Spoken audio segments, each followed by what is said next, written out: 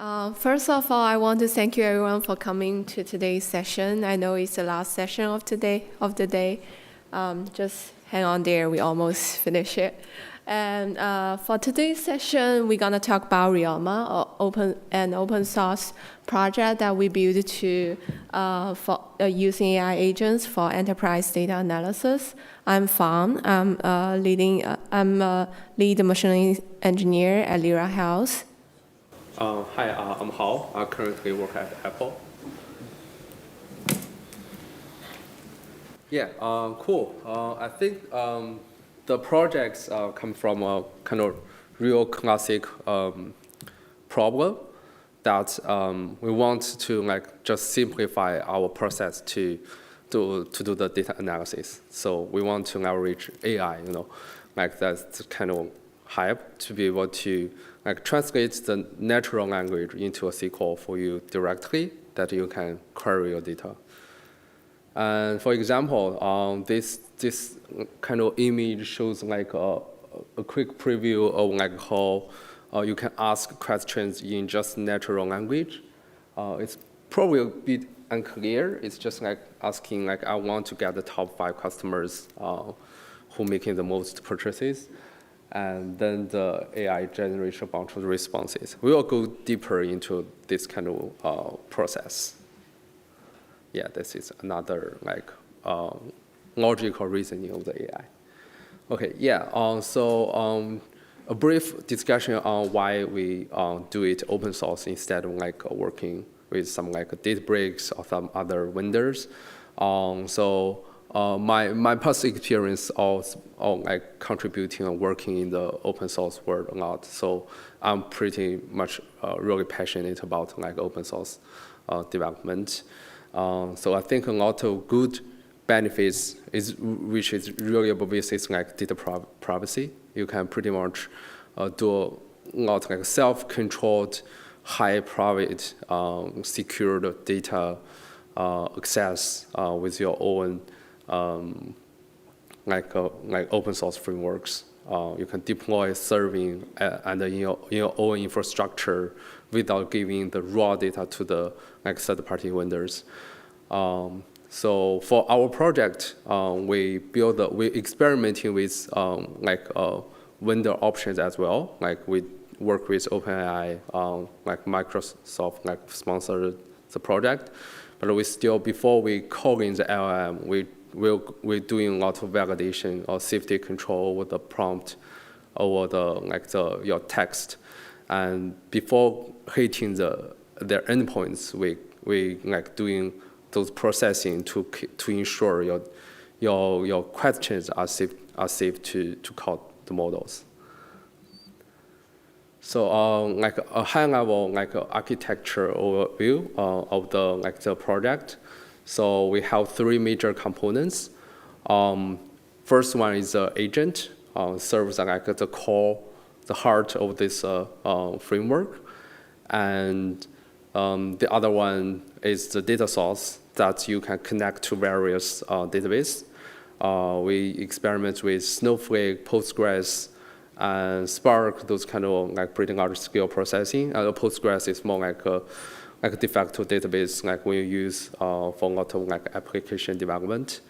And on the transfer of converting the data, we use IRO as in-memory processing. That's a bunch of different databases are supported as well. And the third one is a RAG system. So basically, in order to do to reduce the latency, we want to query in a more efficient, robust way. RAG is something still necessary at the moment. Reduce the context length. So with the way I will go deeper into this one, but high level is we kind of pre-indexing your metadata, and then it will quickly search and get the relevant metadata, and then ask the question in natural language. And then we can dive into the core of the framework, the agent. So for those who may not be that familiar with agent, So agent can control a lot of components, such as prompt, memories, models, and tools, like the prompt template you use to generate results and for a certain question, and memories, how you store your chat history, and the models, like which model you want to use to answer and generate the question, or generate answers, like either it's a ChatGPT model or Claude model, and those functionality tools, and also it controls the output, whatever your format you want for your result to be. And also how we implement those agents. So we build workflow as graph to do question answering. Like in our platform, we already have some building agents like the SQL agents, also data analysis agents. We also open options to our users to build customized agents with workflows. So here is a picture of example how you can define your workflow with agents. And here is also another example. We already implement basic agents, basic SQL agents on our platform with line graph. So here on the code, you can see there we define two nodes, one node with agent node, and also two nodes, which is optional in this example. And before we call the tube node, we have the interruption option, trying to involve human in the loop before we execute the result. And besides the basic agent, we also have an advanced version. This agent refer to those two papers, which are the high rankers on Spider Test to SQL benchmark. You can see from the workflow, the first part is that when users type in the question, we will do some query understanding. Also, we will trying to rewrite the query, considering the schema, linking, also doing some planning before we pass it to the next step. And the next step on the middle part of this chart is doing safety evaluation check. Also, we will do the result evaluation to check whether there is any error in the middle result, in the middle SQL. If there is some error, we will do error handling. There are some error code we hard coded for some typical error, common errors that happened. And once everything passed, like each check passed, then we will going back to the format response and present the result to our user.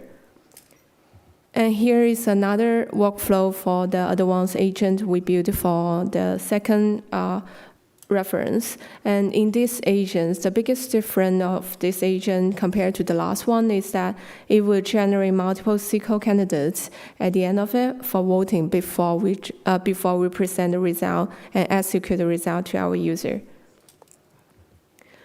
And other example I just talked about is one single agent, and to handle the comprehensive problem in the real business case, like you want the last month's revenue or you want to check your sales situation, we will need more than one agent, such as we need agents to answer questions for general communication. Also, we may need agents to do statistical analysis and data visualization. We may also sometimes write Python code, and you need to execute those Python code and SQL query. So combining all those different agents' results, we will have this have the response generated, combining the result returned from different agents, and then present to the user as the end result. That's our multi-agent router. And the next part is about the tooling. Yeah. So tools are part of kind of important external connection for the agents. So the most important one is a SQL query tool. So agent can basically run this method or run these functions to query the data with your data source. So that's more like something also we doing the safety control over here. So before we instead of returning the query result into the agent, we actually safety control over here and check the result and wipe any information before we give it to the agent. And also another consideration is scalability. In order to interact for the user to give a better user experience, we have a large data set. For example, your query data return 1,000 or 100,000 records. So we are doing paginations for the users that's only showing the top 100 default result for you, and you can keep paging it in the next for the next page. And some additional tools like Pandas or Spark, those are more like a data frame analysis tool that can run specific tools for these compute engines. So this is like the skeleton code for the SQL query tools. So we use LangChain as our implementation. So what we need to do is override is wrong functionalities. So from the code you can see it's just in the wrong it calling your data source to execute the query you have. And the artifact is the result, and it will deserialize into encoded strings and giving to the agent. But before that, we have a safety control in the middle. And prompt are the questions when you asking the LLM. So we have a kind of learn from the academic research experience and build some SQL templates out of the box to be able to plug in. On the right side is a zero-shot schema QA templates. It has not sure if you see, yeah. So basically it has a prompt showing create table A, B, C, D, E, and then answer the questions. What is the average minimum and maximum age for all French singers? For the few short examples, we also have some out-of-box templates for the user to choose as well. So it will be just having some examples. For example, this one has some SQL. I think some SQL examples are provided, and then based on the similar problems, and then you can answer the questions. So yeah, those are the prompt templates that user can use to ask the questions.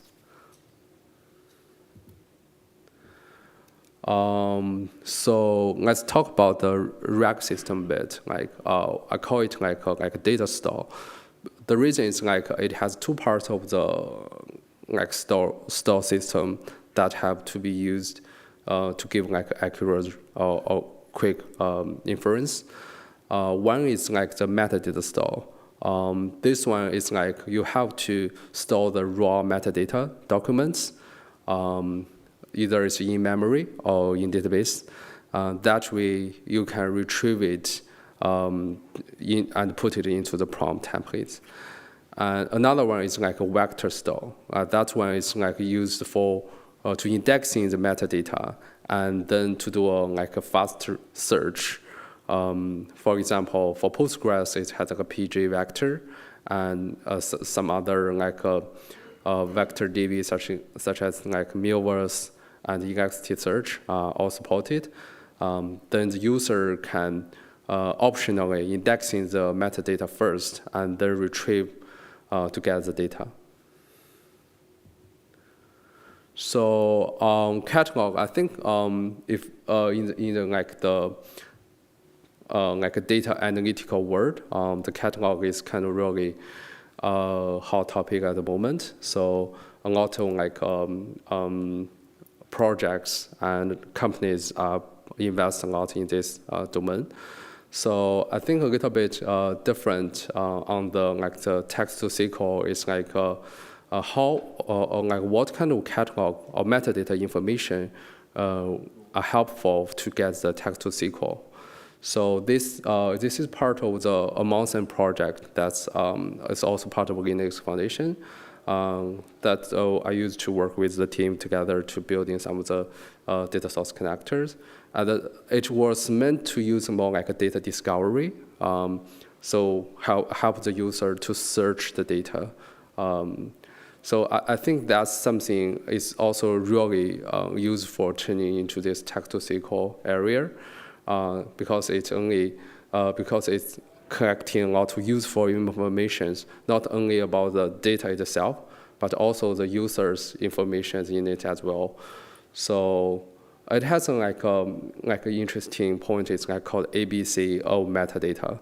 So A is like application context. This is basically about the raw metadata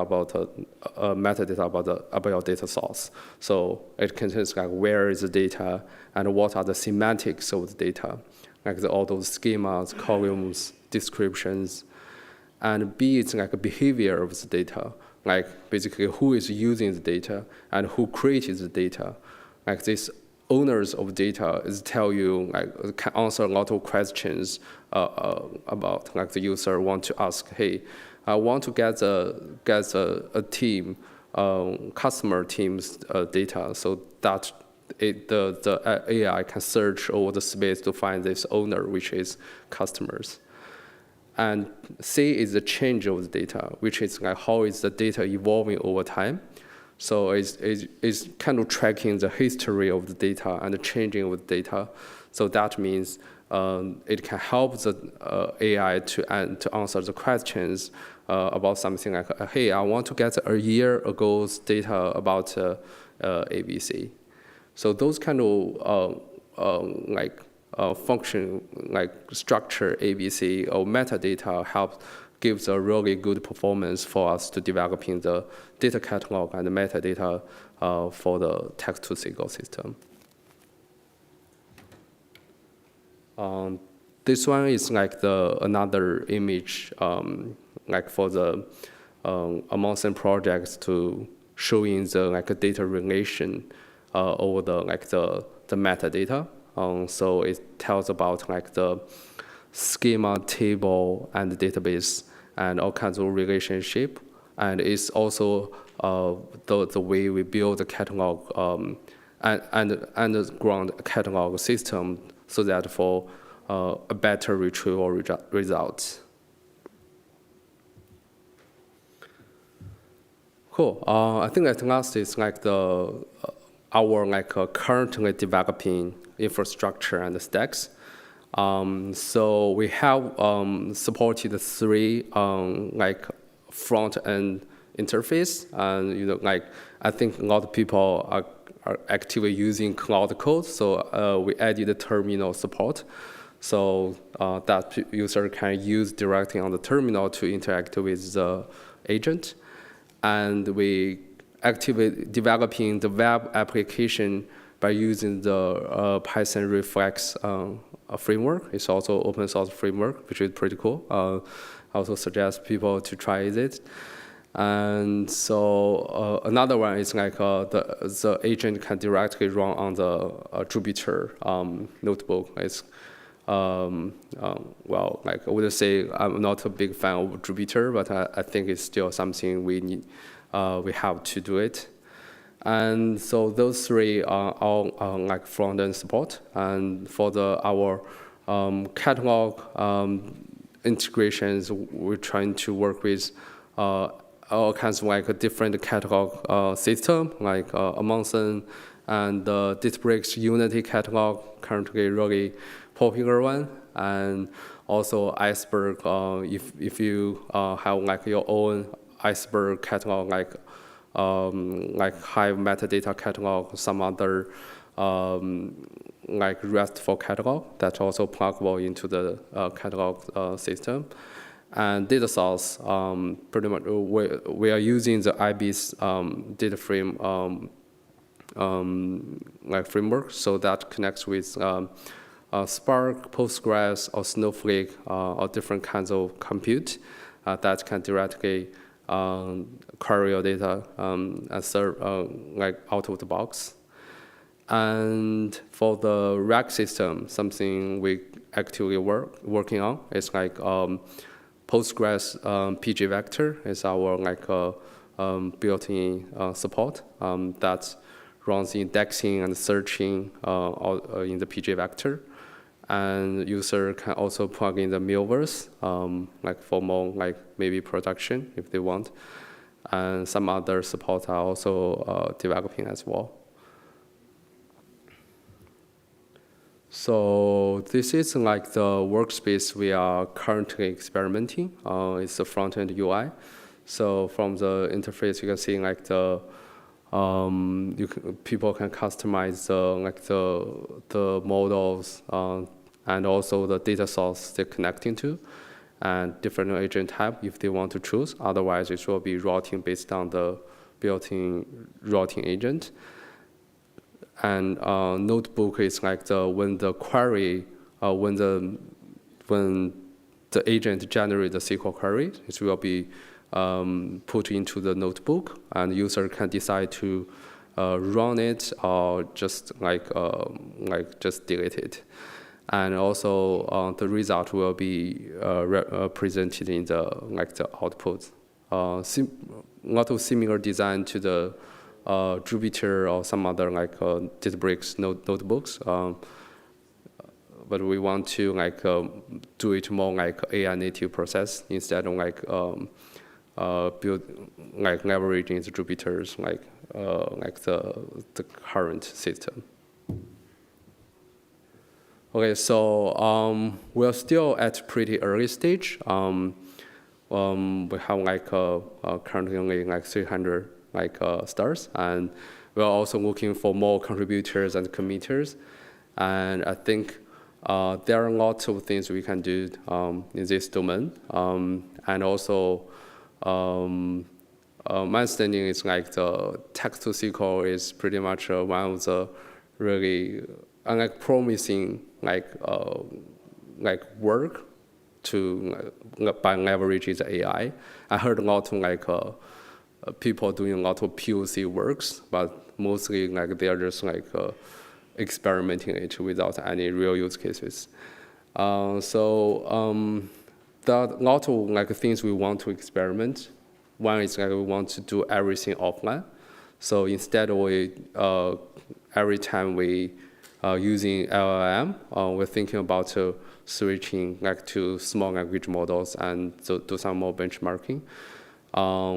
So text to SQL is already getting a pretty more and more accurate with real use cases. Large language models do give really good performance, but that may not be that necessary for a lot of use cases. So we want to experiment with small language models in some situations where people would be just want to write in simple queries, and that's one something we really want to do, and also add and enhance more functionalities tools and UIs and more features to be added into the platform.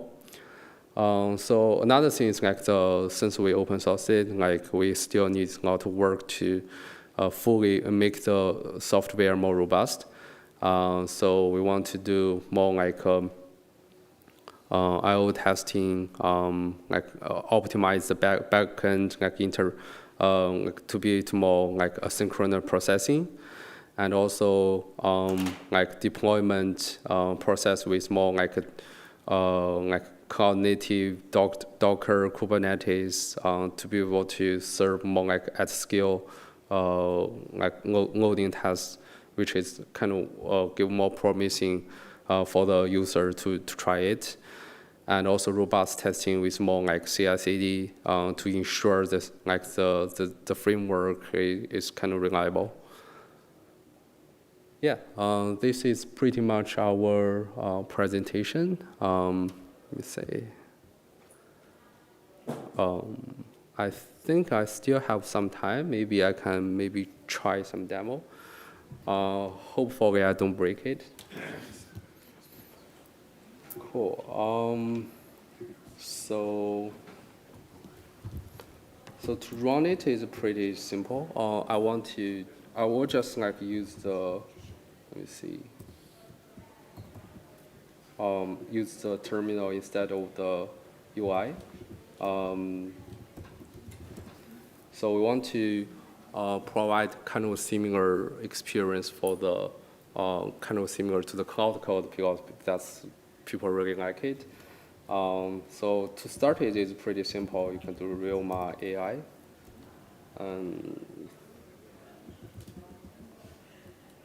Okay.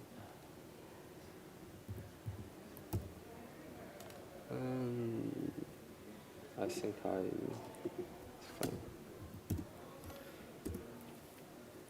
I think I moved the directory, so it kind of like changed the name and the environment. Anyway, like this is like a building from the project instead of like from the recent release. So when you start it, it will be something like trying to use your configurations. For me, I already preset like some like example configs, so it will load it the model like what I said. Like it will. I use like the GPT-4 models and use like an enhanced SQL agent, and the auto approve is disabled. And so first I can check what kind of data sources I have. So I already like preset like a Postgres data source. Okay, so I want to see maybe show me the data in the, I already know like it has an artist table, so artist table. So it's still trying to analyze the question and giving some suggestion. So first is we'll try, because I didn't plug in the vector store, so it will load your full catalog of metadata about this table, like the schema about this table. But instead you can like indexing and then like refreshing the search over the catalog. That would be like much faster if you run in the productions. And so it has asked you to, I'm going to run this SQL query, select everything from public artist.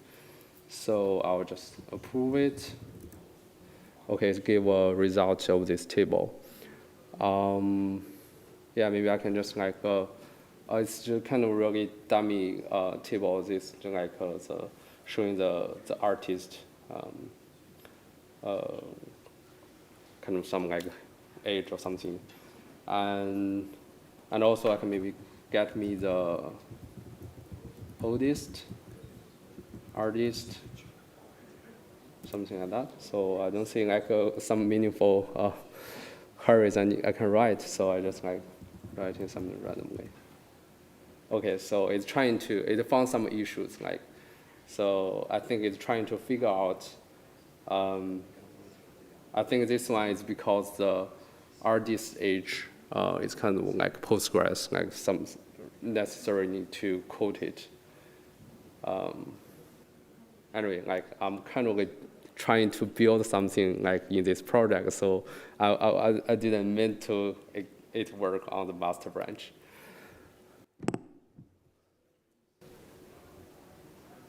Okay, I think that's our like presentations, everything, and feel free to ask any questions, and we are really happy to chat.